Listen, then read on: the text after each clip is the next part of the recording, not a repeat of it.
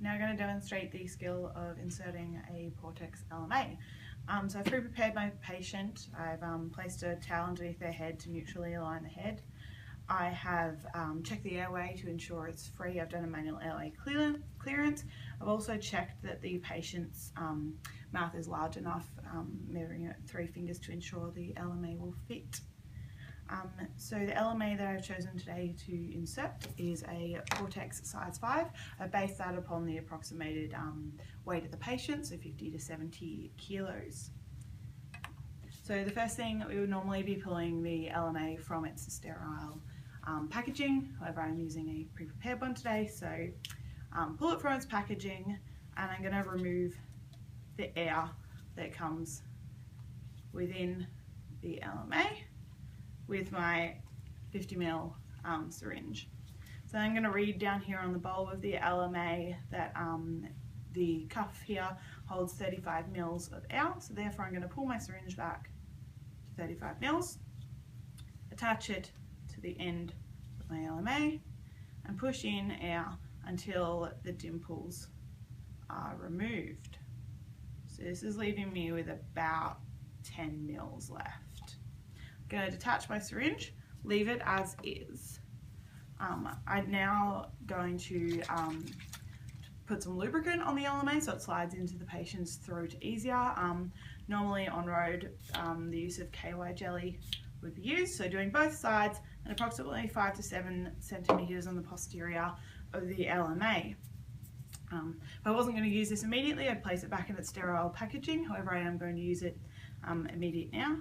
So I'm going to grip the back of my patient's head here, the LMA. I'm going to push it in on top of their tongue, pushing up towards their hard palate at the back of their throat with little clockwise and anti-clockwise turns, pushing along the hard palate until I reach the back of the throat. So I'm fairly certain that's in there. Beautiful. All right, I'm going to grab my syringe, place it down to the bulb, and push in the rest of my 10 mils to ensure that the cuff's properly inflated over the airway. What I'm next going to do to ensure it's in the correct place and not ventilating down into the stomach, I'm going to place my bag valve mask on top. I'm going to place in my stethoscope, place it on the patient's chest, ventilate the patient and listen to ensure that it's going into the lungs. Listen over the stomach to ensure that there's no gurgling sounds indicating that it's pushing air into the stomach. I got rise and fall of the chest there, so I'm happy that that LMA is in place. Normally the bag mask would stay on for further ventilation. However, I'm now going to secure it in by placing a bite block into the patient's mouth to ensure that they don't bite down on top of the tubing.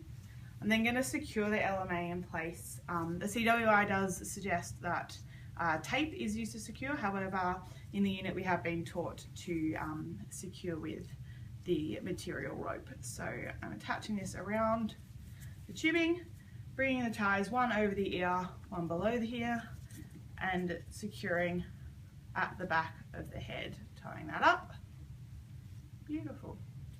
So then continue to ventilate my patient during CPR so that there's no need to stop compressions in order to ventilate the patient.